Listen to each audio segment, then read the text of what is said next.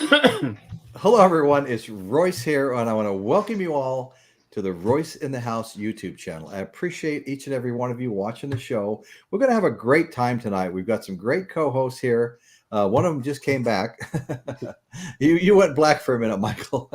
And we're going to be talking about. We're going to start out talking about some of the greatest rock and roll bands, or what we think are the greatest rock and roll bands of all time.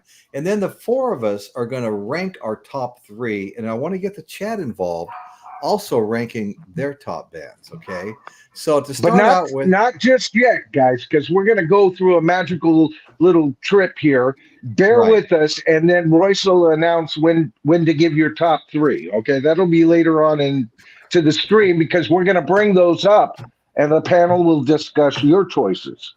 All right. Right. Well, let's face it. We've got so many to pick from. I swear to God, guys, if I do this again 6 months to a year from now, there's going to be probably some changes because, you know, we're all the same. I mean, we listen to music, we get really into something for a while, and it starts to get a little elevated in our ranking. There's always going to be those ones that have been elevated. They're going to stay elevated. They're never going to go away. And Michael, I know maybe Chris has even heard me talk about this in the past.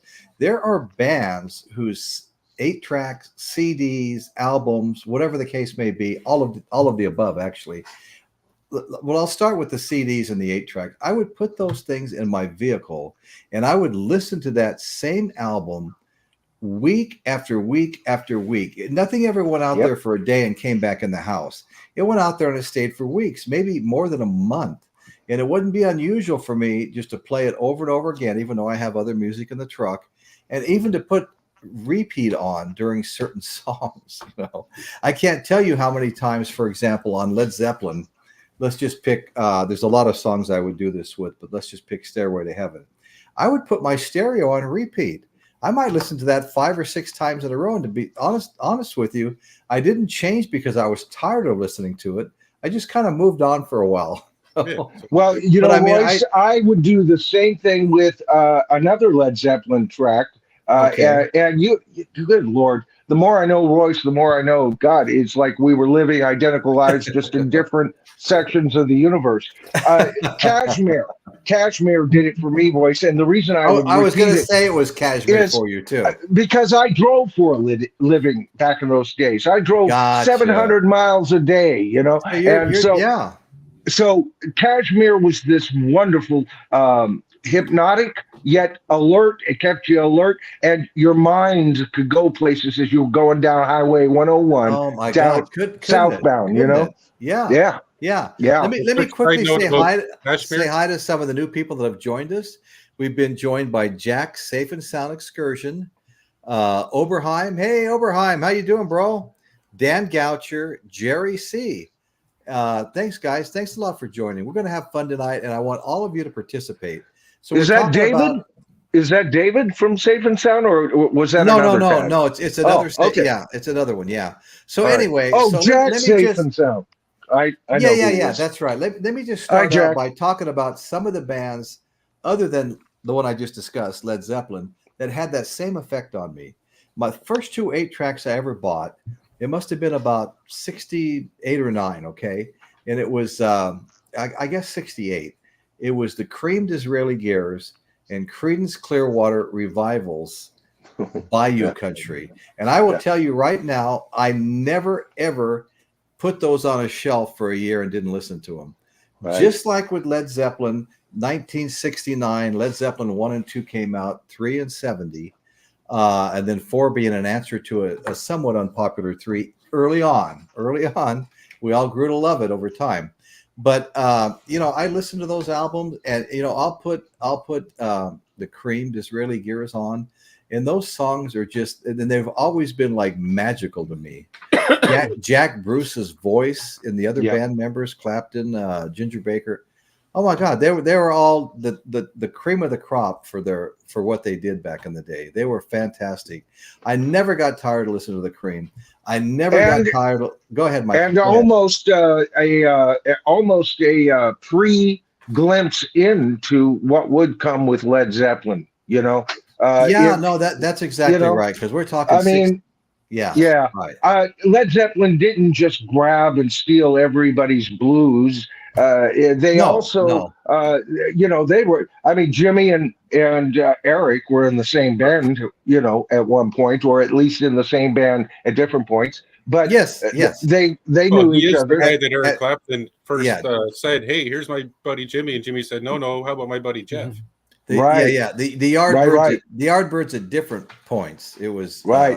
Yeah, and the Jeff reason Beck and Jimmy Jimmy turned Page at that the same down the time. first time, Chris, was Too much he was studio he work. was still making too much money in the studio, and he wanted to, but he had the pressure of staying there. But the next time he had an opportunity to get into the Yardbirds, he grabbed it.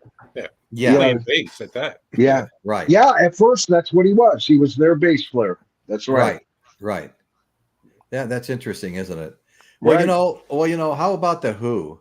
Who doesn't love the damn Who? What an iconic rock band. I mean, Yeah. I've always had Who music, always loved listening to the Who. What else, Michael? What were some of your favorites over the years? Not good necessarily your Lord. top 3 ranking, but Yeah, no. As a matter of fact, Royce, before we all got on, the panel was kind of discussing how we'd approach this tonight, folks. And I told those folks, and there's people who are watching out there that are part of the tribe, they know I have this fictional Mount Rock Olympus of all bands. And so when we get to the end tonight for those folks, they probably aren't going to be surprised by my top 3. Right. However, for those aficionados of my channel and actually go over to my channel page, not only do I have that list of bands, but I have what I call my list of Mount Rock Olympus demigod bands. These are the next 13 bands that are godlike. They are rock gods still. They're right there. They're right there. They missed the Mount Rock Olympus list by a gossamer, folks. And here's some of them. I'll read a few of them that are on here. And folks, if I read anything that one of these bands and they're your favorite, I tell you, every one of these bands are holy to me. All right. And I wouldn't mind them being number 1 on anybody's list. Here they are: Black Sabbath, Chicago, or as I like to call them, the Chicago Transit Authority, the Doobie Brothers, Alice in Chains, Alice Cooper. All right. You know how much I love Alice Cooper. I love Alice Cooper too. And he just misses the top 13. Metallica's on this list. The Who, Royce. Right. So, as you know, I'm a big Who fan. I've seen them at probably their most notorious concert. So I was blessed there. And I've never even talked about what it took to be there, and what I should do a whole video about that night. That was the night Keith Moon passed out, and a member of the audience took his place and did a fantastic job. I mean, step in for Keith Moon and do a great job is crazy. Right. I think that Who's Next is their masterpiece. I know that's too easy for some folks. I love Live It Leads. It would be in my top 5 of all live albums. I have that. I think I have Who's Next as well. Yeah. I like a lot of Pete Townshend's solo projects, and especially he put out a double LP in the early 80s with all of his demos, and quite a few of them were for the Lighthouse, whatever it was called. What Who's Next was supposed to be. Right. Well, I've had Meaty, Beady, Big, and Bouncy as far back as I can remember. I don't even remember. And I think Quadrophenia is a masterpiece, but I get bored as tears with Tommy. I knew you were going to say that. I don't get Tommy. Now, that doesn't mean Tommy doesn't have pieces on it. Some of the greatest Who songs are on Tommy. But as a whole, it reminds me of The Wall by Pink Floyd. The masterpieces on The Wall are worth the peruse. If you had to listen to the whole album to get to the masterpieces, it's worth the listen. They're not horrible songs, but there is a lot of meandering on both Tommy and The Wall. So, but either one of these bands could be on that list, Royce. I mean, what about Grand Funk Railroad, Paul McCartney and Wings? Grand Funk Railroad, Electric Light Orchestra, Uriah Heep, U2, the Allman Brothers, Klaatu. Klaatu, I just demoted down to my demigod. You know, it used to be number 13. But I looked at the Moody Blues. And the Moody Blues took them because the Moody Blues started, in my opinion, what Klaatu took beyond and maybe even perfected beyond the Moody Blues. A few of but the other they bands, were the first. Yeah. No, I hear you, brother. Yeah, so they were the first. All of those bands, folks, consider that. Chris, name some bands that come to your head, man. Just looking through my CD collection earlier, that some of the bands that I have the most CDs of that we haven't mentioned yet would be Van Halen. I have everything they put out. See? Fantastic Tragically band. Hip. Stevie Ray Vaughan. Stevie Ray Vaughan is amazing. Thank you. Yeah, but for a band tonight, we just have to call them Double Trouble. Isn't that it? Stevie Ray Vaughan and Double Trouble. That's my favorite version of anything Stevie Ray Vaughan did. Texas Flood's great. Flood's great. I got a ton of Stevie Ray is a master guitarist. Oh God, or was. Rest in peace. I think his smallest string was a 13. Yeah. The first 3 albums from Rainbow. I love that version of the band. Yeah. Okay. There you go. Metallica. I don't know. AC/DC. I love Metallica too. Yeah. AC/DC. Yeah. Yeah. I think I have about 5 copies of Back in Black. Yeah. I love that band. And see, that just tells you. I've mentioned that I have 26 top bands in rock and roll, and AC/DC is not on the list. And yet, guess what? AC/DC is one of my favorite bands in rock and roll. Yeah. So, you know what I mean? Like I said, to get on a list, and, you know, we'll probably get a comment tonight. You can't list these guys. You know, I don't believe in listing favorites. You know, and I'm sorry. I just have the sickness, brother, if you're out there, or sister. You know, I rate everything in my head. Inside my head lives Spock. I go, well, that does not compute. That band belongs over here. That member negates that band. You know, that's just the way my brain works. You know. No, it's how a lot of our brains work, Michael. How about you, James? Name some bands. Just general bands that aren't your very favorite, but you love a lot. Right. Well, I do like Motorhead a lot. Okay, there you go. Great band. Awesome. Anybody else? That was my first jump into heavy metal when Patrick the Vinyl Archivist got me into that group. Right. Because I liked when I heard the Ace of Spades for the first time, I was like, wow, I love this song. This is so cool. So what set them apart from heavy metal you heard before that you kind of eschewed from or stayed away from, and that all of a sudden grabbed you? What was it different about them that all of a sudden made them a tasty morsel? I just like their style of music, and they weren't like screamo or heavy, or when they go into that like that guttural sound and stuff like that. And I thought they were just rock, like it's almost like they're heavy rockers. And I thought, I like this, so I can really get into this band. You know what, James? We've talked about that so many times on this panel. You'll find most of these bands are also fantastic songwriters and composers, folks. There's going to be the secret. I've said it many times. It's always in the songs, you know.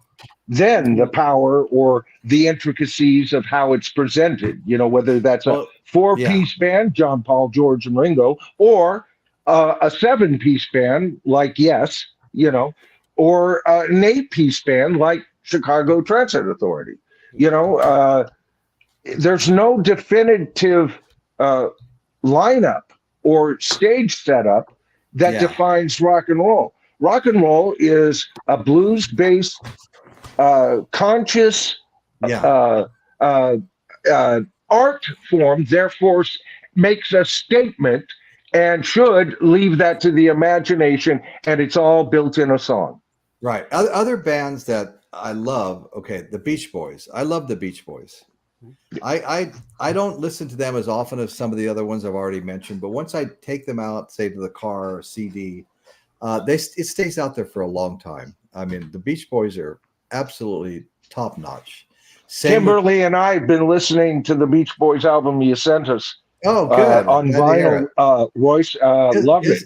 Isn't that just great music? Oh yeah. Another band. I had a Beach Boys album before I ever had a Beatles album. I had a Beach Boys album and a Herb Alpert album, and I got a Four Seasons album for Christmas with my record player. That was my first entering into vinyl right there. Funny you should say that. I still have a Herb Alpert Tijuana Brass album that my parents owned.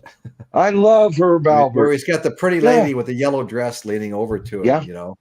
Yeah, I loved him. No, I did too. He was great. Yeah. You know? Yeah, great band leader. Great band leader. The music was excellent. I like horns. You don't get them that often, you know. You don't get them. Oh, I do too. Every band doesn't have horns, man. But when you hear a Rolling Stone song with that low, sweet saxophone playing, I mean, that just knocks it out of the park every time for me. Yeah, I haven't went out and bought a saxophone. You know, I wanted to learn how to play it so bad. But anyway, I'll tell you, Royce, if there's one instrument besides lead guitar that I want to hear in rock and roll, it's not piano. You know, it's sax. That is freaking rock and roll to me. Love the saxophone. Yeah. Oh, the growl of a good tenor sax. Oh, yeah. Beaver Brown band all over the place. You know, I love that stuff. I couldn't. Another band for me is the Doors. I absolutely love the Doors. I mean, this really takes me back to my teenage years, and I've continued to listen and I've continued to buy their music, and I've got a pretty decent Doors collection right now, and I absolutely love the Doors. I mean, I had several co-hosts a while back that didn't care for the Doors. Not a single one of them cared for the Doors, but I'm a huge Doors fan. And well, they're another that would be one of my favorite bands in rock and roll. That's not on my tip-top list, but you know what I think that really establishes them as a contender for being somebody else's top band is that Jim Morrison took what the Moody Blues had already started on their records. Remember the Moody Blues, every album had a couple of spoken passages. There you go, man. Keep it cool as you can. For it riles them to believe that you perceive the web they weave. Keep on thinking free. There you go, man. You know, all of that kind of stuff. Cold-hearted word. And so Jim Morrison took that approach and kind of updated it and gave it a kind of a Berkeley twist. And for that alone, he's almost like Edgar Allan Poe of rock and roll. Yeah, you know, as wild as he was up there on stage in the Antiques, he was so damn talented, and he had a great voice, Yes, he did. I love what's his name said in the Wayne's World movie. I see him more as a crooner, you know, but really there was that element that he had a great voice. Yeah. And that's why I liked him, because I loved it when I'll give you an example where I liked Paul McCartney's voice. He could be a crooner, you know, when he sits there, when he opens up, "Hey Jude," he's so golden. The whole song is so golden. Then he turns it into an apeshit crazy guy for the last 4 minutes of it, showing you goodbye. Hello, Robert Plant. You know what I mean? But I've always loved the crooners. I love Bing Crosby. I love Everybody Loves, you know, Dean Martin. I love that too. And Frank Sinatra is my favorite crooner of all time, you know.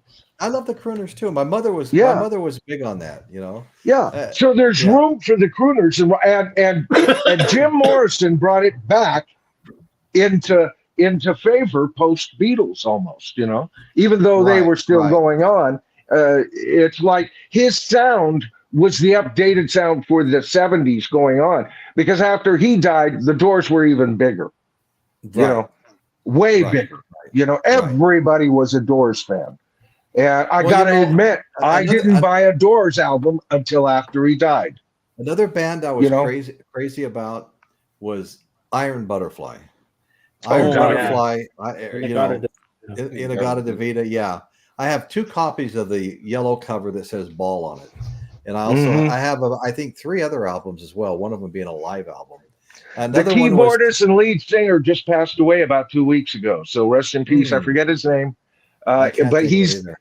he's the guy. The reason it's called In-A-Gadda-Da-Vida is because he could not sing In the Garden of Eden. That's right. He was so wasted when he walked over and looked at the title and said In-A-Gadda-Da-Vida. The rest of the band liked it so much they changed the name of the song from In the Garden of Eden to In-A-Gadda-Da-Vida. I love that story, man. That story. But see, great. that's free exchange art. That's like taking your eyes off. You've got the bust, you've been sculpting a bust, and you go, now for the blemish. Lord, guide my hands, and I'm going to touch it. There. It's less than perfect. Let the master see. Right. Well, that's what classic rock is. It's just that important. You got to do a quick shout out. Caitlin Stoddard, our own Caitlin Stoddard, Kate's Magical Corner, got a great, very entertaining channel. Please, everybody, go check out Caitlin's Magical Corner. Good friend of ours. We really love going to her show. And she's just fantastic. Okay, I get over there every time I possibly every can. chance I get. It doesn't. She had to change her schedule here recently, and I was at work, and it didn't work. Yeah, out for and me. I was on that. There was one this week that she did, or in the last few days, anyway. I was on, and all of a sudden, I was uploading a video, and it had uploaded. I was about ready to make a comment, Caitlin, and I had to get back to editing. So, But I peek in there. Most of the time I don't lurk with her. There's some streams I just kind of lurk. Just check out what's going on. Well, Caitlin's a dear friend, so I always try to support her. Not just a dear friend, but she's actually a writer, and she gets hired to write up concerts. For different people, and she does a great job. But I want to mention Zepp Pearl. I've got him up right now. Another one great if you could come up, Leonard Vince. Vince, I tell you what. If you're not doing your usual stream, brother. No. Even if it's for a little bit of time. This is Monday. Oh, that's right. Yeah. That'd be great. Vance, I just put up a link, and we would love to have you join us, okay? Yeah, because there's somebody I always enjoy having Vance on. He's a great guy. He's awesome. Not only a great guy, but super knowledgeable. We have Dan Goucher's here now, Piccolino the cat. Thank you all so much for being here. We really appreciate it. I just want to mention that if there's anybody that listens to this, I don't mean in the chat right now, but later on that isn't a subscriber, please consider hitting that subscribe button and the notification bell. It really helps the channel out. And another thing that helps the channel out, and none of this stuff costs anything, of course. Another thing that helps the channel out is everybody please hit the like button, the thumbs up like button. It should be on your screen in front of you. And the importance of that is if I get enough likes on a show, or any of us get enough likes on a show, it encourages the algorithm to put our show in front of people that are searching for content. I don't mean somebody that's searching for how do you replace the brakes in a Mustang, but I mean a musical content. If they're searching for something to do with music, our show will get presented to them, which turns into more views, more subscribers, and more growth. And we're all trying to grow our channels, okay? So do me a favor, do me a proper, as the Australians say, and hit that thumbs up button. Thank you all so much. And by the way, if you have a spouse or a housemate that doesn't watch Roy's shows, so no sweat off there. If they would give him a thumbs up, that way you double your power and your support to his channel. I have a lot of viewers that share my videos too. Yeah. So there's another thing. If you find on what we're going to be talking tonight, I cannot imagine you folks not being entertained by what we are covering tonight. Are you not entertained? But Michael, no one's mentioned Queen yet. I don't know how many rankings I looked at where Queen was in the top 2 or 3. And ranking after ranking, Queen popped up. And they were all different, but there were some constants throughout them. Right. Queen, and here's how powerful Queen is. Their catalog just sold for $1.27 billion dollars.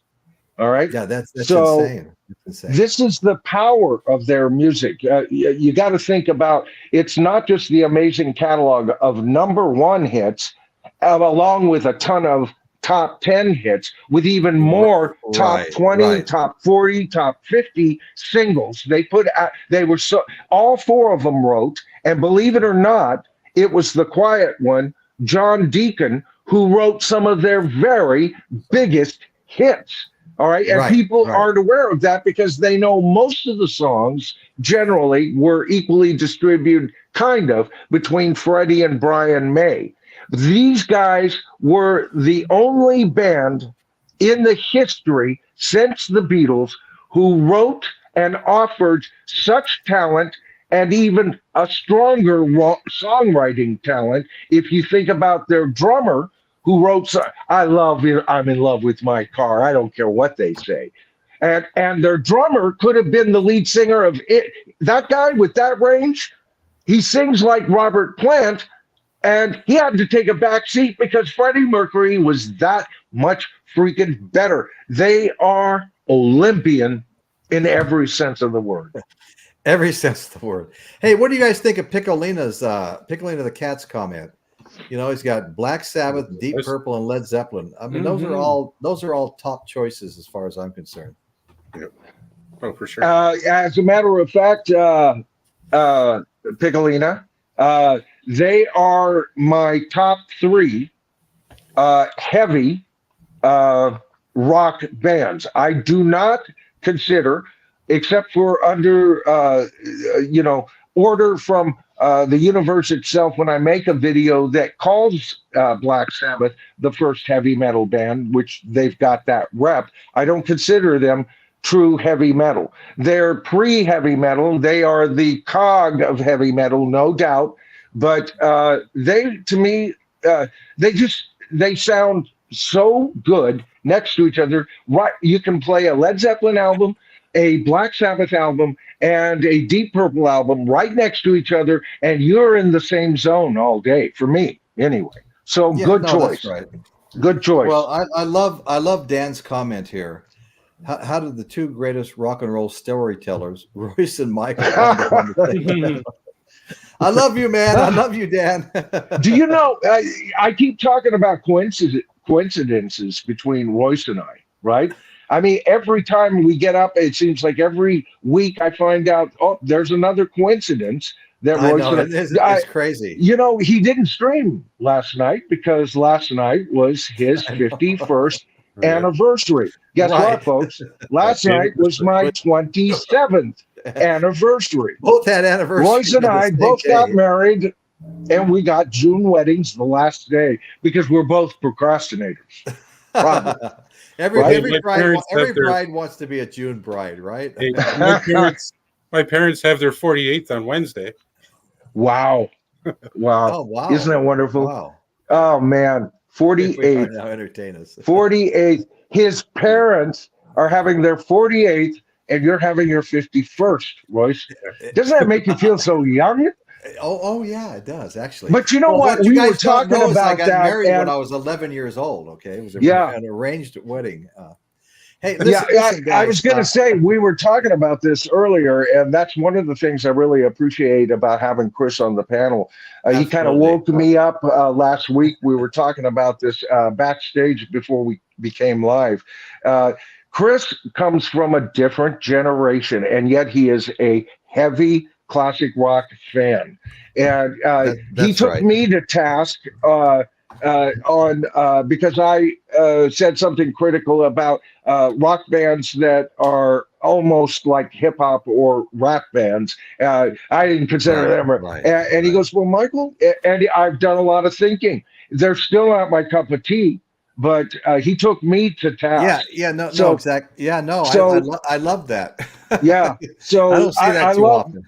So the panel has a wider complexion here because of him. I appreciate it. Same here. Okay, Zep Yeah. Pearl. Appreciate that. Zep Pearl. I really appreciate this comment because I got off a track on some of the bands I wanted to talk about, and I see an infamous statement from Teen Spirit by Nirvana. Here we are now. Entertain us. Thank you, Zep.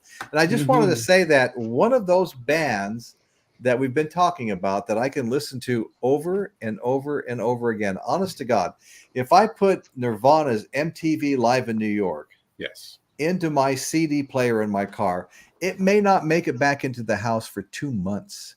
And I will listen to that over and over and over and over again. I absolutely love that album. And Teen Spirit, I love all those albums. They're great. I probably got 4 or 5 Nirvana albums, but I think my favorite is the Live in New York Unplugged. I really love that album. They for such and they truly tragically were a flash in the pan. For such a flash, a flash in a pan. They were much more than a Richie Valens who had a couple of hits and was out, showed a lot of promise. This wasn't. Right. This was even more than Buddy Holly, who was at the end of his contract and was having trouble in making special negotiations and was on that winter tour because his career was in danger. This was a band who came and died mighty, and they went from that first album to even an acoustic sound. You could see they had places to travel, and the short time they traveled, I would compare that to a meteoric rise compared slightly to the Beatles. And guess what? They had it in their songs, and guess who was one of Kurt Cobain's greatest heroes? The Beatles. He learned to write songs by being a Beatle fan. So once again, it's in the songs. I think so many bands that followed the Beatles learned to write songs from them. Yeah. Well, you can name a few, couldn't you, James? Bands that kind of sound like the Beatles and kind of write like them. You've talked about that a bit with you and Caitlin and on your stream. Yeah, we did. Yeah. Yeah. How about, what do you think of ELO? I love ELO. Yeah. Mr. Yeah, do you think they're one of my favorite songs? Yeah, do you think they're just a rip-off band of the Beatles, or do you think they had something else to say? I think they were inspired by the Beatles. Yeah, I agree with that. Inspired by the Beatles, right. They have their own completely unique sound. Yes, there you go. So, and what do you? I see. I'm setting James up because I've kind of paid attention to who he likes over the last year. What do you think of Badfinger, James? Badfinger is pretty good. I like them. Yeah. I think they were so talk about tragically short. And 2 of them, being responsible for their own deaths, just like Kurt Cobain, and the other dying, not real young, but young enough that the only one that's left is Joey, and he was the replacement member just in time for the big hit. But I love them. If I had to choose between ELO and Badfinger, I'd have to shave the discography to match because Badfinger was not what if you just went album to album, best album to each Badfinger album, I would probably choose Badfinger slightly over ELO, but it'd be a tough call.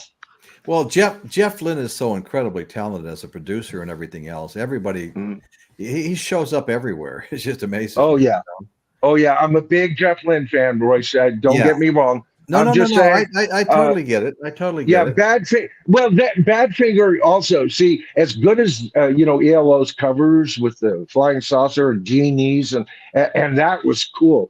But I'll tell you, the first Badfinger album I bought was No Dice. Oh yeah, that's a rock band cover. I mean. A belly dancer. Oh man, a pinup. You got a pinup with the album, right? Well, I like Dan Goucher's Steppenwolf the mighty Steppenwolf is in my Oh, top yeah. 10. Well, you know, Dan, I have maybe 4 Steppenwolf albums. I have always loved Steppenwolf. You know, crazy thing is, when I was a teenager, next door to the Polar Queen, where everybody hung out to find out where the party was going to be, and if there was going to be a fight, it was behind the Polar Queen, you know. And if you're going to flip quarters, it was behind the Polar Queen. You know, we were in Vegas, right? Everybody gambled and shit. So anyway, but next door to the Polar Queen was what we called the Pins, and it was a pinball place. And I tell you, when Steppenwolf Magic Carpet Ride hit, that thing played 100 times a day on the jukebox in there. Yep. I mean, it was just crazy how often that played. And there was other songs too that did the same thing. But Steppenwolf's Magic Carpet Ride, I tell you, if you went in there for an hour, you heard it 5 times. You know? Yeah. My friend Jim and I, between the year, when I was 17 through about 18 and a half, then he went into the Air Force, and I was still evading. But, him and I played pool all the time. I mean, what we would do to play pool would, there's a story. And I swear to God, same thing, Royce, Steppenwolf, and go to any fair. Steppenwolf is playing, back in the day for 30 years in a row, Steppenwolf would be playing at every fair would have 5 or 6 leather shop kind of hippie shop things, and Steppenwolf would be playing in this booth. You'd be hearing the Pusher over here, Magic Carpet Ride over there. You know what I'm saying? The Pusher, what a great song. Classic, classic song. I love that album, and it was all because of its message, it's their best song. Yeah, it was all anti. Because of its message, that's my favorite. Man. Yeah. Right, the Born to Be Wild, Magic Carpet Ride. I love those two. Who doesn't, man? Oh my God! I tell you what, it's so Americana. I owned 3 Harley Davidsons at one time. Yeah. I mean, I went to the Laughlin River Run every year. I went to Sturgis, South Dakota on the bike, my wife and I, and we rode the whole way. We weren't trailering in. We weren't trailer queens. It's like, I'm not going to trailer my bike to Sturgis. I'm going to ride and one leg of the trip on the way home, we went 11 hours. It just stopped for fuel only. And it was crazy. It was a lot of fun though. And what a great freaking name, Steppenwolf. Man, you just wanted to be a fan of Steppenwolf, right? Absolutely. Good Lord. If you ever owned a motorcycle, Born to Be Wild was like your anthem, Yep, was mine. Yeah, it was mine too, And we had a lot of fun. Steppenwolf was a great band. There was so many great bands. Soul music was still big too. During the era of Steppenwolf and stuff. And that soul music played a lot on the jukeboxes too, in the places where we hung out. Have them all. Piccolina, right on. Now, everybody going on, I'd like the panel to kind of think now, just in the next few minutes. Let's get closer to the list, Royce. What are some near misses? What are some near miss bands? Now, I just kind of sprinkled, but some that almost make the top 3 for you. You're probably not going to like this, and I am going to pay a little. I am going to pay a little tribute to them as well. But the Beatles did not make my top 3. Now, I said I was expecting a curveball, and that's what I thought it was. Well, I want to say that I probably have more Beatles albums than I have anything. In fact, I was going through one of my cases over here today. There's not enough room in my shelves anymore. And I found 2 Beatle albums I had duplicates of. Any ideas on what I should do with those, Michael? I mean, well,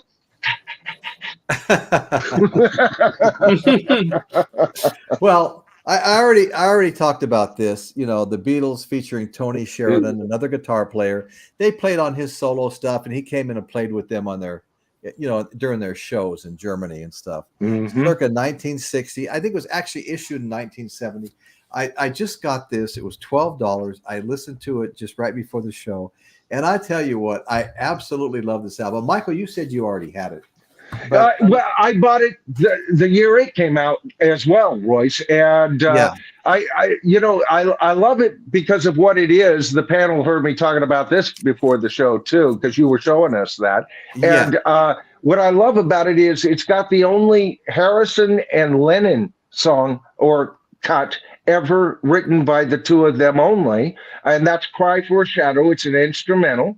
Yeah. It's got, I believe it has "My Bonnie," and it also has "Ain't She Sweet" on there with Lennon, and the rest of it's kind of Tony Sheridan as lead vocalist. As a matter of fact, that album came out originally as Tony Sheridan and the Beat Brothers. And the Beat Brothers, yeah. He kind of brought them in. Think it's a great album. I really enjoyed listening to it. There was a couple of great songs that were, Elvis's voice was impersonated, and those are fantastic as far as I'm concerned. Yeah. I want to thank Groovy Lisa. We've been joined by Groovy Hey, Lisa. Hey, Lisa. Of course, Star I saw Trek your has been here for a while. Yeah, I think now I made a here's comment on another- your stream, Lisa, last night. I think I'm trying to make a little tribute here to the Beatles because I have to say that. Let me say this, okay? If you bury them in the dust. If I did my Might have top justified three his guilt. 6 months or a year from now, it may be a little different. It just depends on what you're listening to the most of at the time. But here's another one. This is the Beatles live recordings in Hamburg, Germany. Okay, Right. This is before they hit it big. They were playing as much as like 8 hours a day. Michael, who plays 8 hours a day? Well, the Beatles. Oh, they were playing more than 8 hours. Yeah, and they were a tight band with all the practice they were doing.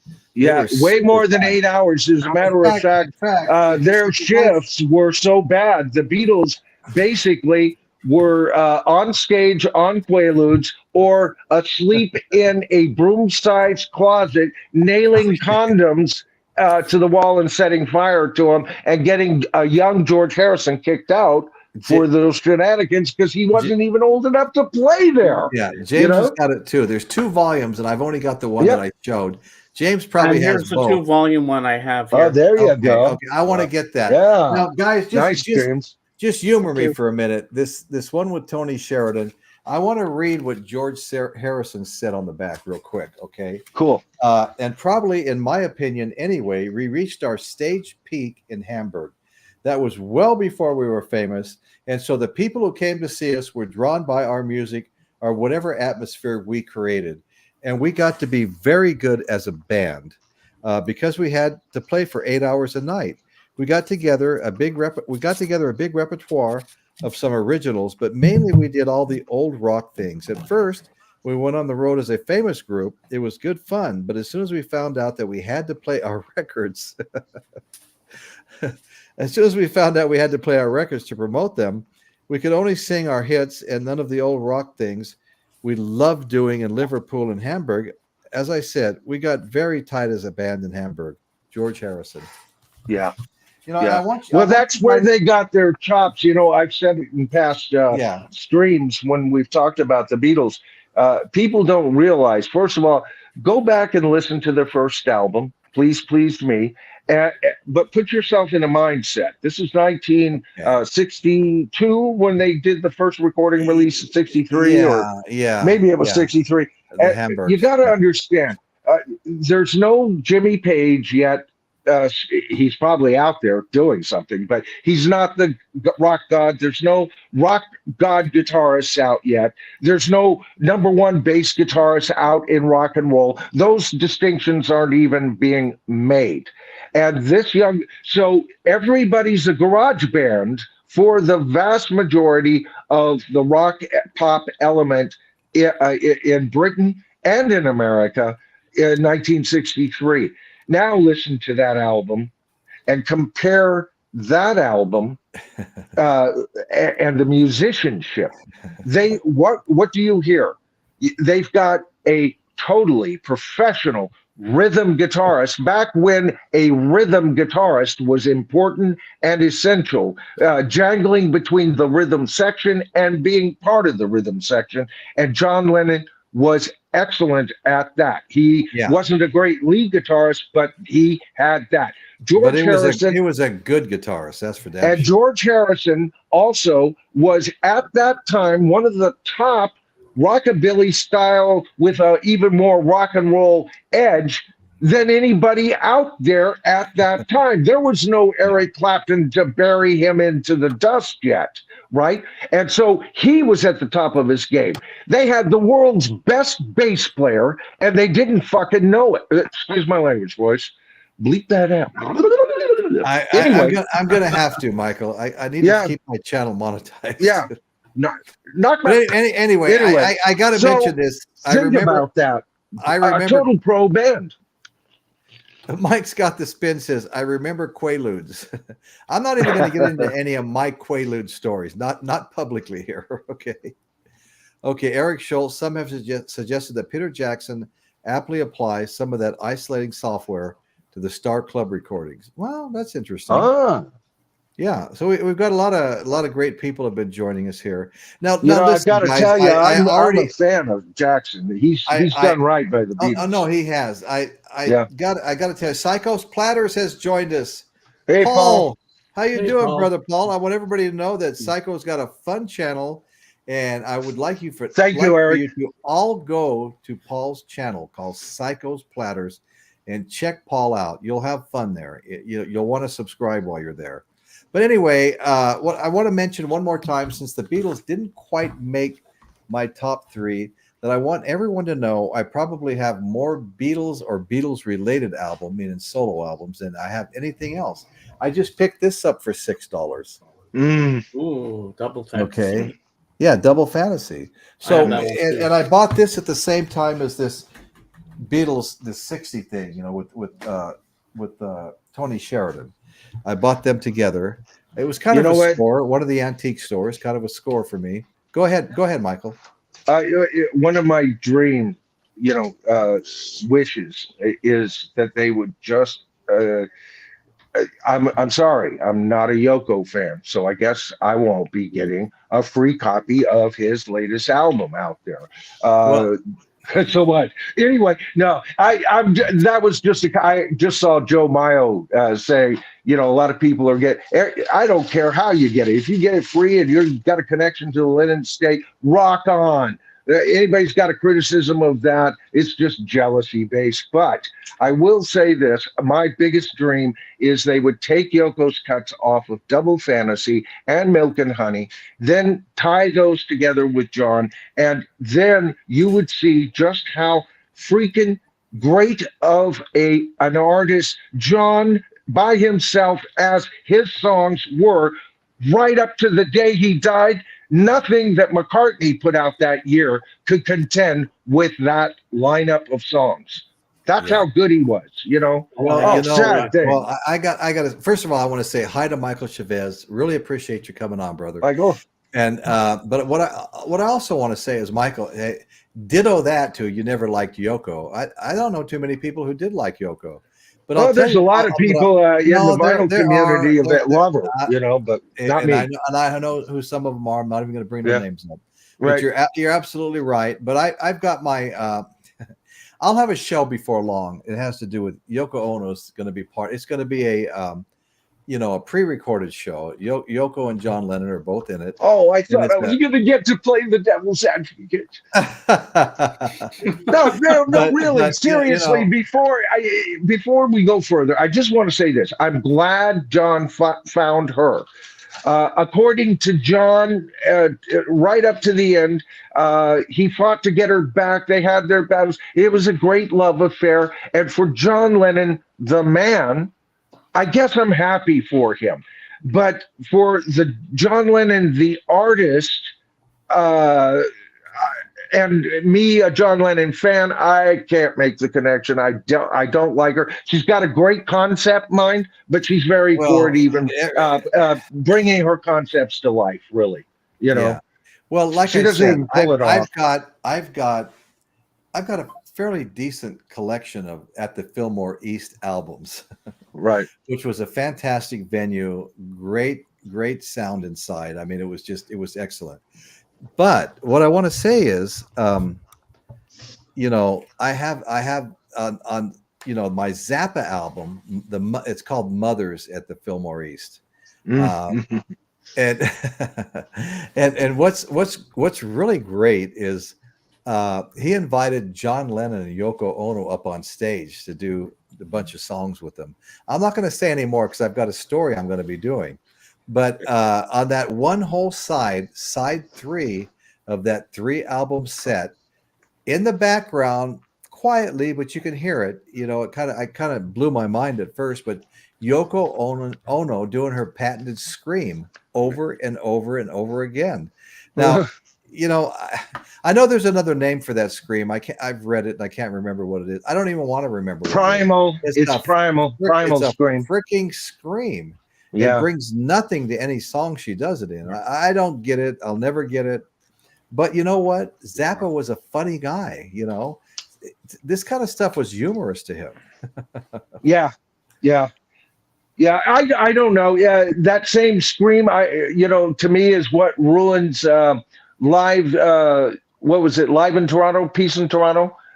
It's got a great side of John Lennon, Eric Clapton, and the band Alan White kicking ass, and then all of a sudden, is it side 2 where Yoko to me ruins it? I always wore out side 1, and side 2 always was in pristine condition. You know, I'm not saying she's a bad person.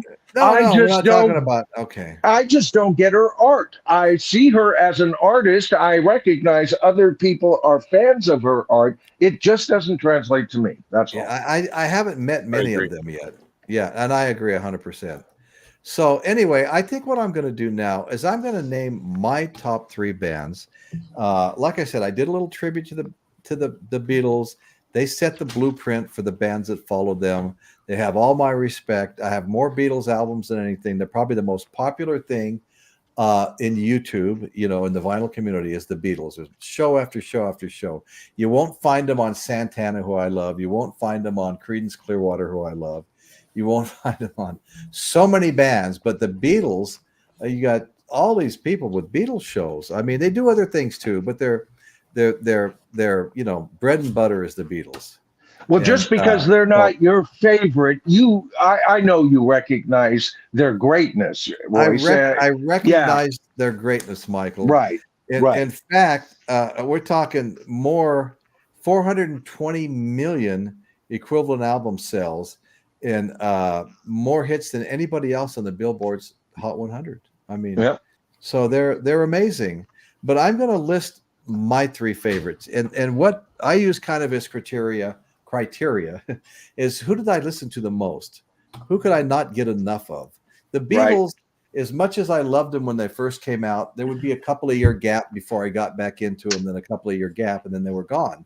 So I was never in a position where I just listened to them over and over and over again. And you know what? I listen to them more now than I ever have in the past. And who knows, if I do another ranking a year from now, they may wind up being in there, the top 3, because we all change. I mean, I changed my favorite Led Zeppelin song. I changed my favorite Led Zeppelin album.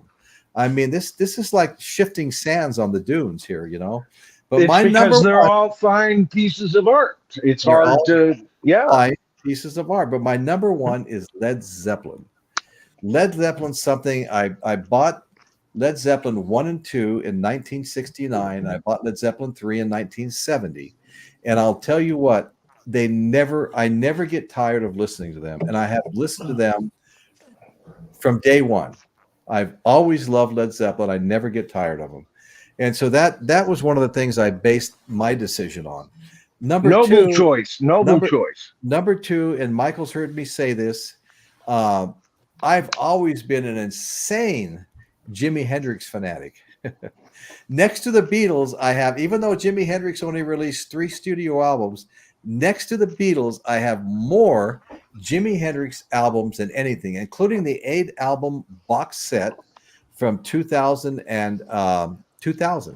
with the velvet cover, which they don't make anymore. You can get a velvet cover on the CD version, but this is 8 albums of unreleased Jimi Hendrix music. Now, when I say unreleased, yeah, you'll find 4 or 5 versions of Purple Haze and some of the other songs, but nothing that was actually released, okay? And I love that album and so many of the others. I mean, I've got the Jimi Hendrix live in Maui. I've got Jimi Hendrix Woodstock. I've got Jimi Hendrix all over the damn place. Next to the Beatles, I have more Jimi Hendrix than anything else. And for the longest time, I listed him as my favorite artist, the Jimi Hendrix Experience. Okay, so Led Zeppelin 1, Jimi Hendrix 2, and then last but not least, I had to go with the Rolling Stones, another band that I really could never get enough listening to. I never tired of them. I never put them on the shelf for 2 years and said, "Oh, I haven't listened to the Stones in a while." I couldn't do that. These are bands I could not do that with.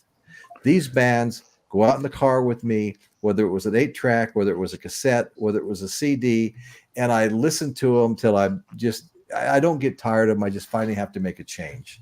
So that's it. Very good list. Okay. Noble. Thank you. Thank you. What about you, Chris? What's your top 3? Be different than what you guys have. Before I do that, I'll do a couple of honorable mentions. Yeah, please do. One band I like to listen to, at least up until their 1987 album, is Whitesnake. I love the original Whitesnake. All that bluesy rock stuff. Yeah. Yeah. Van Halen. I love Van Halen. The Black Crowes. Collective Soul. A lot of that bands. But my top 3 would probably be Led Zeppelin, number 1. That's my go-to all the time. The Tragically Hip, they're the band I probably listen to. They're one of my second go-tos. Okay. And after that, it kind of changes depending on what mood I am in, but either Pink Floyd or the Rolling Stones. Wow. Whoa. Okay, so you fluctuate between because they're not exactly the same subgenre. No. So, wow. Yeah, I love it. You've got a really eclectic taste. What about you, Paul? What would be your top 3 favorite? Well, Beatles are always going to be there. They're always going to be there. And I wanted to throw something about this too, by the way. Love them or hate them out there, because I know a few that don't really care for them very much. My late wife was one of them. Go figure. She's like, they got lucky. I'm like, shut up. But here's the thing: love them or hate them, the Beatles were a gateway. They were a huge gateway in the 1960s. And even if you don't like the Beatles, there were hundreds and hundreds of bands that were inspired by the Beatles.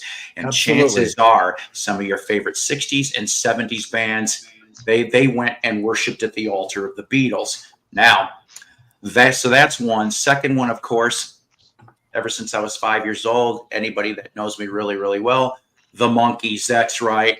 I am a rabid Monkees fan. And the thing is I was even a Monkees fan when it wasn't even cool to be a Monkees fan. And I'm like, I don't give a shit what anybody says. Well, I remember, everybody loved the Monkees. Go ahead. I'm sorry. I didn't mean to Caitlin right now is going, yahoo, woohoo, yahoo. And then I'm telling you, you just made her day. Well, and I love the Monkees. I'm a Monkees fan too, Paul. So yeah. Yeah, I mean, exactly. We're not even going to go into the Rock and Roll Hall of Shame, but they should have been in there many, many years ago. And then the third one would still be Badfinger. I'm telling you, I fell in love with those guys since I was maybe about preteens. And so that's my 3. But then you know how Eric was bringing honorable mentions. I would probably say it, and it changes month to month, but I almost have to go with what was put into the list, but Nectar and Sparks currently are in my top 5. I tripped on Kimono My House, and I'm just like, oh hell, this is so good. And then I just kept going forward with the catalog. Well, Larry Graves, the Canadian stud muffin, will be very glad to hear that mention right there. He's a major Sparks fan, so support by the way, support your local stud muffin, folks. He got demonetized. We talked about that last week. But once again, Larry's trying to regroup. He's got the bull by the horns. He's oh man, he did one of the best joke videos concerning Brokeback Mountain, but you got to go over there and watch that video, and get the humor, watch his explanation. But he's having a tough Yeah. time, and Oh, he yeah, is. yeah. I consider him, like Royce's channel, connected to my channel. He's one of the Yeah. channels I openly Right. support, and I love the man. Such a great and humorous guy. God. Yeah, man. he is. Yeah. I want to comment. I want to comment on Eric Schultz's statement here. A few months ago, he went through an exile on Main Street phase, and I love that. And I'm going to tell you why. Listening to it almost every night for a few weeks. See, 1972, Long Beach Arena. I'd moved to Long Beach, and the Rolling Stones came to town. I got tickets. I was from Vegas. All my friends came up from Vegas, the half that weren't living with me already. My future wife was there with me, who lived upstairs in the apartments that I rented. And that's a whole nother story. But yeah, it was they were doing they were touring their Exile on Main Street album. And so that's always I look for that album. I wanted a perfect original pressing, and I looked for that album for maybe 3 years. I finally found a perfect original pressing. All of the postcards aren't even pulled apart on the perforations. Everything about this thing is perfect. The poster, the whole thing. And I'm not even going to tell you how much I spent on it. I know I spent way too much, but when it comes to an old Stone concert, 1972, that I went to with all my friends, it was like price wasn't even an issue, as crazy as that sounds. But anyway, thanks for sharing that, Eric. Go ahead, guys. Oh, well, I think we're down to James now, and then I'll bring up the rear with mine. But James, do you have any near mentions, or do you just want to go in to your top three? I'm going to go into my top three. Well, the first one's a no-brainer because I'm wearing the shirt, Beatles. There you go. Number one in my books, because when I was 16, that's when I really got into them, and Sgt. Pepper just blew my mind at that age. Love Sgt. Pepper, yeah. And they got me through high school because I was bullied a lot in high school, and I would come home, I'd have a good cry, I'd put on the Beatles, and I just felt like I was part of the band. Yeah. Now, my second band, this band, when I first heard Break On Through to the Other Side, I was hooked. The Doors. There you go. You can't go wrong with the Doors. The Doors are just no, I love the Doors. I agree. Jim Morrison, when he, it's like you said before, Michael, about Paul McCartney being a crooner. He's a crooner when he sings the Crystal Ship. Mm-hmm. I mean, that song, when I was drunk for the very first time, I was in my friend's back seat, and that was playing. I sat back like this, closed my eyes, and I just got lost in that piece of music. And I was like, wow. Yeah. And now my third band, Paul McCartney and Wings. I have every Wings album. Wow. All right.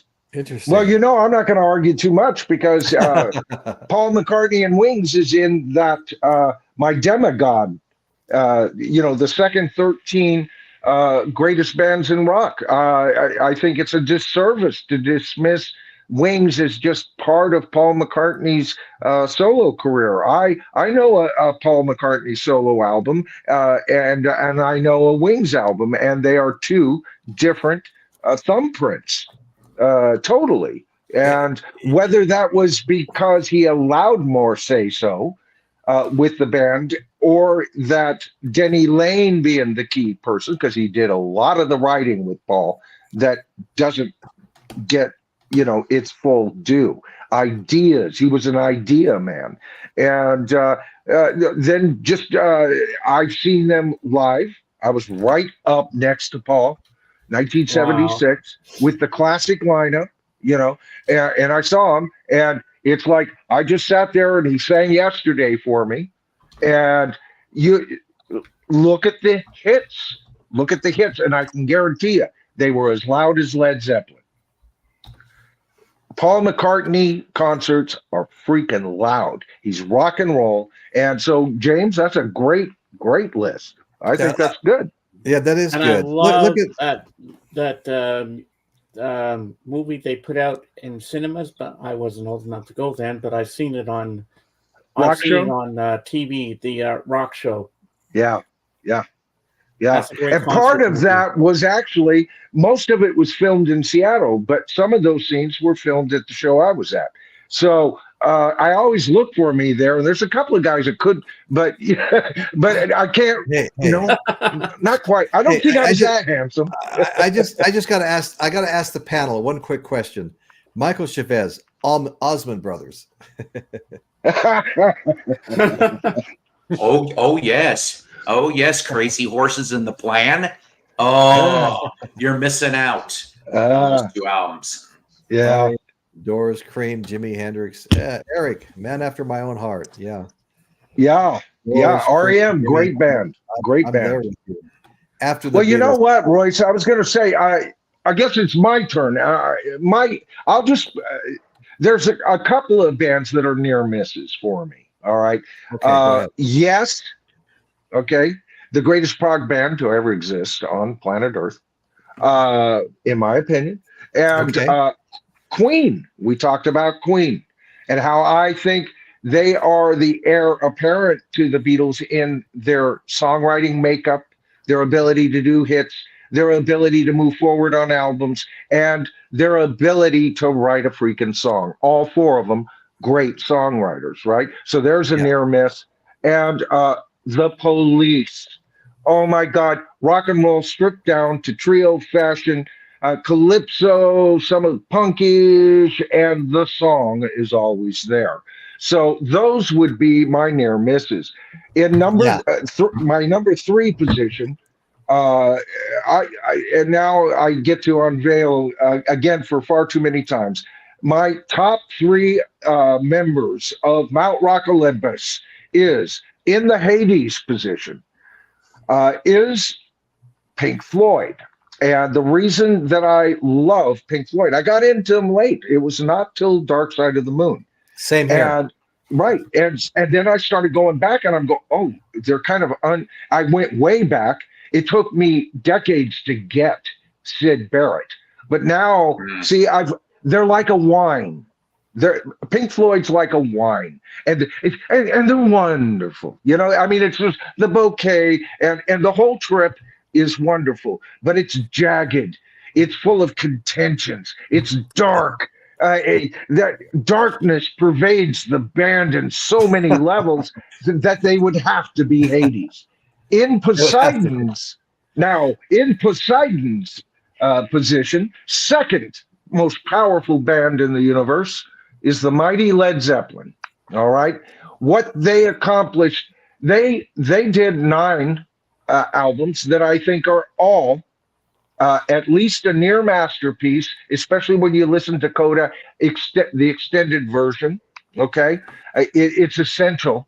But the first 8 are all masterpieces, and they're damn near impossible to rank. They traveled, they took the throne from the Beatles, and they wore it mightily, and they are the only band besides the Beatles to dominate a full decade as the undisputed Mike Tyson's in the ring, baby, band of the universe. So they're number 2. And of course, at number 1, the Beatles. They reinvented what music could be. They reinvented pop. They reinvented rock. A lot of people say early on, no, you know, but maybe later on they kind of got serious, but at the first, they were nothing more than a pop band. They don't know what they're talking about. All right. So first of all, you listen to Money. All right. Listen to the last track of Please Please Me. All right. Listen to Can't Buy Me Love. That on their 3rd freaking album, that song is so freaking blues rock and roll, and it's got power and sting. Don't tell me they weren't a rock band. They were just the greatest rock band that also was a pop entity. But not only that, they were artists and they learned to carve. There was a word that nobody at any Beatle recording session was allowed to say, and that was no. They said, get it done, and they had geniuses beside them. The Stones cannot hold near to them. They spent most of their career up until Sticky Fingers copying a whole lot of what the Beatles were. The Beatles were the Stones' mentors, and were the ones, they were their muse. That's how Mick and Keith got to be songwriters. They watched John and Paul write a song in about 20 minutes in the corner, and that was the Rolling Stones' first hits. The Beatles, while they were the Beatles, wrote #1 hits for all kinds of people, not just Badfinger, Chad and Jeremy. I mean, they had hit after hit after hit. Paul would go grab a song that he knew was a hit. Those were the days, you know. I mean, Paul was writing the soundtrack, a classic soundtrack for In the Family Way. All right. I mean, these guys were artists with every freaking palette color you could possibly, and every brush you need, and they carved music like that. Nobody can stand to them. End of diatribe. No, that was great, Michael. That was great. Yeah, that was excellent. Look at this. John Bonham is on Goodbye My Love as a session musician for Paul McCartney. I had heard that. Yeah, I just heard that, and I hadn't had a chance to check it out. Thanks, Dwayne. Yeah, Dwayne's had some amazing comments up. Yeah, Bonham's on several side recordings that are interesting. I want to do some research on where he showed up, you know. Yeah, that would be good, Michael. He's my favorite drummer. My favorite. Oh, and by the way, second place Led Zeppelin has my favorite guitarist of all time, Jimmy Page. Has my favorite drummer, has my favorite utility player, and my favorite rock singer. You know, and yet still, because the Beatles were so great, even that kind of power could not dethrone the Beatles. They're just undisputed. I mean, they are historic. They are already being taught in colleges, and they will continue to be taught in colleges right along next to Beethoven, Bach, and Vivaldi. That's a good point, Michael. That's a good point. For sure. Yeah. I thought it was all. I thought it was all trying to figure out what did Lucy in the Sky with Diamonds really mean. The Beatles, myself, I admit they're probably the greatest band, but they're not my favorite band. Right. Well, you know what? Good point. Chris, that's exactly how I feel. Yeah. That's exactly how I feel. Right. And I know a lot of people, matter of fact, a lot of my friends over the years were Stones guys, you know, and, you know, I kind of took it kind of in the short end there with the crowd I ran with. And they liked the Stones. They were Stones people, you know, fellow band members were Stones people. I was kind of like the odd man out quite often. I had two other friends that were as big a Beatle fans as me, Ozzie Davis and Tom Peterson, my two closest friends growing up. But they were my only allies, you know. So the them. Beatles were the nice guys. The Stones and the Who, they were for the bad guys, right? So. Yeah, well, that's how they played it. You know, that's how the press played it. I want you to know that when I used to visit my California cousins, when I was, 12, 13, 14, they always argued that the Beach Boys were better than the Beatles. And I always argued on behalf of the Beatles. And you know what? There is a whole camp of people that go, what are you talking about the Stones? You know, the Stones may not be better than the Beatles, but the Beach Boys are. You want to talk about genius production, genius songwriting, genius, sounds not ever achieved on record. And if you're going to compare any other band, well, Brian Jones and Company is certainly a contender. And even Paul McCartney and John Lennon thought so. They knew he was a peer of theirs. Well, didn't they listen to Pet Sounds? Yep. Before they went and started working on Pepper. Yep. And Paul, what he really liked about Pet Sounds, besides the lovely songs, the orchestration, all of that, but he said there was a clarity, a high-end clarity in the recording. And so when he sat down to do Penny Lane, that first of all, there's no click track. There weren't click tracks in those days. Ringo does not tap out a beat. Paul does the keyboards all on his own. Then he overdubs another one and overdubs another one. Jeff Emmerich said they overdubbed so many keyboards like 12, that some of them got lost in the mix, but it did create a tonal variance that he wanted. And the idea was they did it one track at a time. Then they take those 4 tracks and put them on another 4-track machine, track 1, do 4 more keyboards, put them while playing that track and track that over. To keep it clear. So that's why when Paul heard the piccolo trumpet played by David Mason, when they were doing the Brandenburg Concerto, he asked George Martin the next day, he said, what was that instrument I heard? He goes, oh, that's a piccolo trumpet. So Paul wrote a part out. George wrote it down. He hummed it out. And Dave Mason came in because it was the crystal clear sounds. Paul was, there's true art, 2 masters competing against each other. That's what's missing in rock and roll today. This almost synergy between bands that exist. No, you got a great point. Yeah, that's great. That's great. I want to comment on Eric Schultz's comment. Yes, everybody, please hit the like button, hit that thumbs up. Tell the algorithm my show's worthy of being presented to people searching for content, and that's exactly what that does. Thank you all so much. And if you're not a subscriber, please subscribe to Royce in the House. Share this 348 videos you can go watch at any time, and all kinds of different topics. So thanks, guys. Okay, so Kate, it was the first hit. Kate again. I already did. Polishes Halo. It's so damn funny. Polishes Halo. That's our Caitlin. French vinyl addict. Romy, how you doing, brother? I've been checking in on your show here and there, I did too. I didn't make any comments on your last one, but I saw it. Yeah. Good. He's going places, Royce. Oh, I know he is. That's obvious. Yeah. Mm-hmm. He's doing really well. He's got a real professional approach. I love what he's doing over there. Absolutely. Everybody go check out my good friend, French Vinyl Addict. He's got a great show.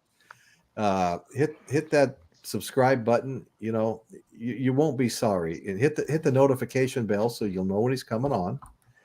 He's got a real international House of Pancakes feel. No. Yeah. Show, right? He's people from all over Europe watching his show. Mm-hmm. Yeah. He's bilingual. He does a show in English, but he's got a different point of view in a cultural way that I find really interesting. Absolutely. I find this interesting as well. Jeffrey Flint has almost 15,000 albums in his collection. Wow. Oh Lord. I know. That's many as anybody I know, probably more than anybody I know. Love Johnny Cash. 15,000. Yeah. Dr. Rick and I are both Jimi Hendrix fans. Big Jimi Hendrix fan. 15,000. Shit, I thought I was doing good, and I got about 2,000 CDs. But You are doing good. You are. Make no doubt about it.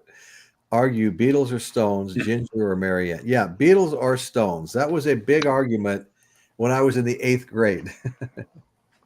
Oh yeah. That was, and it was pushed by the press, and it was pushed by both managements of both teams. It helped both bands, really. Probably more so the Stones, but it did help the Beatles. It was good. Grannies all of a sudden bought Beatles music, and their record sales would show that. They had a wider audience. Yeah, Stones had a narrower audience, a more youth-oriented audience. Yeah, Dwayne here saw some amazing concerts. All these British artists, Procol Harum, the Rolling Stones, Eric Clapton, Jeff Beck, Stevie Winwood. I'm a fan of every one of them. Paul Rogers, Paul McCartney, Ringo Starr is all-star band. God, that's great. Bono plays on Back to the Egg album. Oh, that's cool. Thank you, Vance.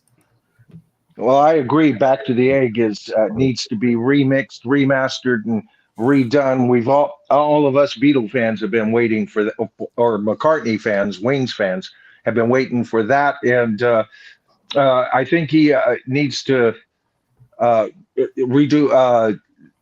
Isn't I'm trying to London Town needs to be redone still, doesn't it, Paul? You betcha. Like I said, I usually say back to the egg over London Town for me, but because there's only like so many takes I could put up with Morse Moose and the Grey Goose. Okay. Oh, that's where we do differ, buddy. That's one of my favorite cuts on that because it's so crazy. When you know the story, one of the keyboards. See, they were recording this album. All the basic tracks were recorded on yachts. Paul took Wings out, and it was toward the end of Wings. I mean, Jimmy was getting very weird. There's some very weird tales I could tell you about Jimmy McCulloch. But, and he was getting more displeased. The band was, they were getting sunburned, and they were recording. The McCartneys lived on one yacht, the band lived on another, and they had a recording yacht.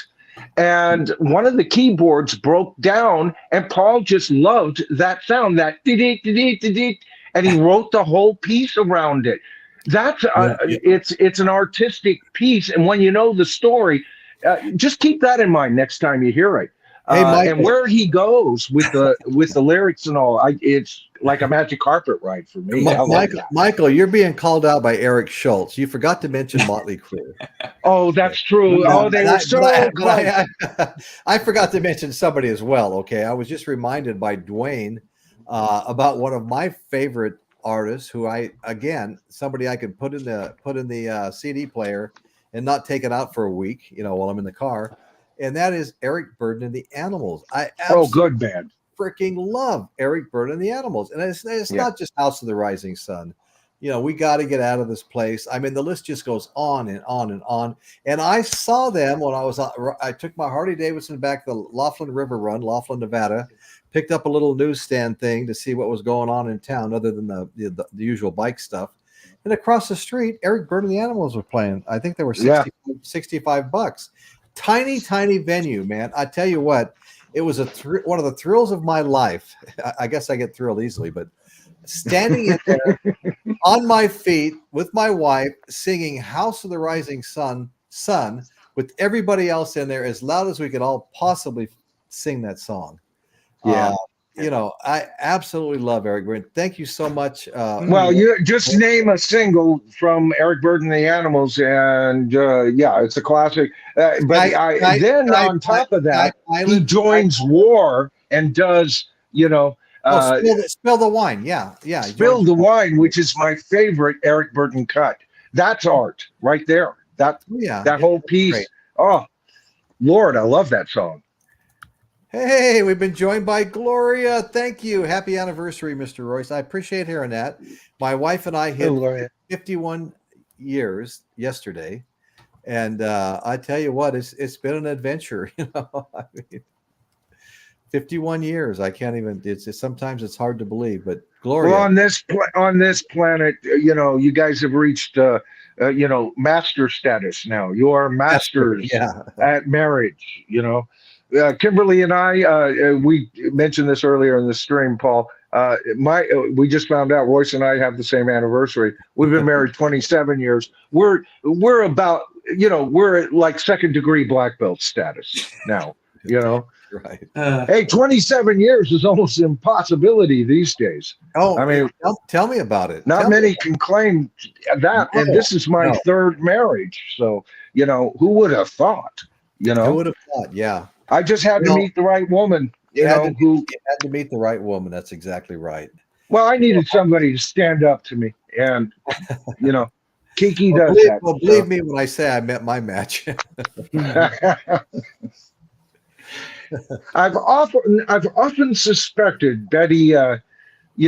She's got more than a say with what goes on with you, and you know what? That's the way it's supposed to be. Both sides offering something, And, no, Michael, that's exactly right. That's exactly right. Yeah. Yep. So I just want to say once again, Gloria, she's got Zepp Pearl. I wish Sir Barry Gibb would have had that same. Okay. Yeah. Gloria and I go back as far as like Caitlin Stoddard and I go back, or Jeff Davidson, or Bill Kay, and so many of the others to an old show. And Royce, this is the first show of the third year.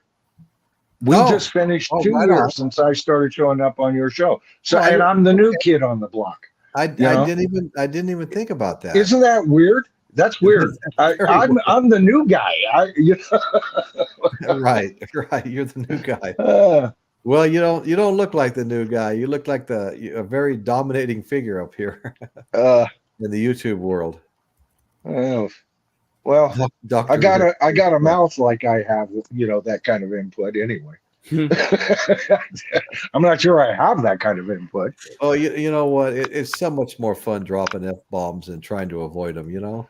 I know. It actually makes the show better, but what we had a couple of doozies there. We had Caitlin keeping score between me and Royce. How many F-bombs were dropped, and then we go, no, let's tighten the ship a bit. Yeah, we had to roll it back, we didn't want to get. My mama, God rest her soul, I still say she's the best mother to have ever existed. She raised 5 of us, 4 of us were boys. I was the oldest, and I can tell you right now, she not when she got older, but because I would tell my kids, no, she used to, talk like a truck driver. So that's kind of where I got my natural way of speaking, and it's not right. And I try to clean it up, but and I talk like a construction worker. The only reason I cleaned it up is we started having children, and we had 3 little girls, and I thought, I don't want to hear, that I used foul language around them all the time. So I tried to avoid that like the plague. In fact, I sat down in the restaurant. I was called over by an old guy that taught me how to do finish carpentry I hadn't seen in years. He goes, "Hey, Royce, come over and sit down." We sat there and talked, and about 5 minutes later, he goes, "You've really changed." I go, "What do you mean?" He goes, "You used to have the foulest mouth of anybody I know." Oh, boy. Look at this. This is a great comment by Eric Schultz here. I got married the same year of Band on the Run, Mind Games, Living in a Material World, Ringo, Houses of the Holy, Dark Side of the Moon, Quadrophenia, Brothers and Sisters, and Goodbye Yellow Brick Road, which I had since 1973, huh, Eric? Yeah, good year. Good year. Yeah, good year.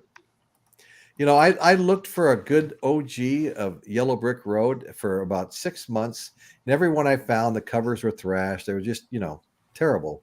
Finally, I said, screw it. I was down at Boo Boo Records, great record store in San Luis Obispo. I bought a brand new remastered copy, and it wasn't the very next day I walked into one of my favorite antique stores and found the perfect copy of an original pressing of Yellow Brick Road, and I had to buy that too. So now I have 2 of them.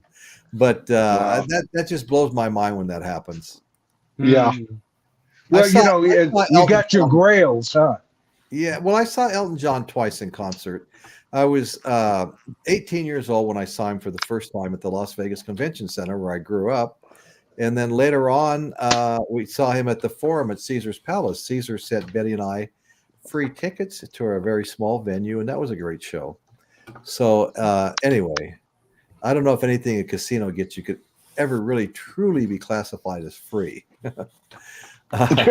Yeah, but really, it makes you feel a little better. Yeah. Well, guys, this has been a fun show. I think it's probably time to check out. I want to thank everybody. I want to thank all my co-hosts. I want to thank everybody that came to the chat, and what a lively chat. You guys really participated and just absolutely hit it out of the park. Oh, it was a good show. Yeah, it was a great show, and I want to thank everybody so much. We'll see you all next Sunday. I pushed this one back a day because of the anniversary, and that's what's going on in Royce's world today. I want to thank you all so very much for joining me, and good night, everyone. Good night, all. Good night, Royce. Night, Chris, James, Paul.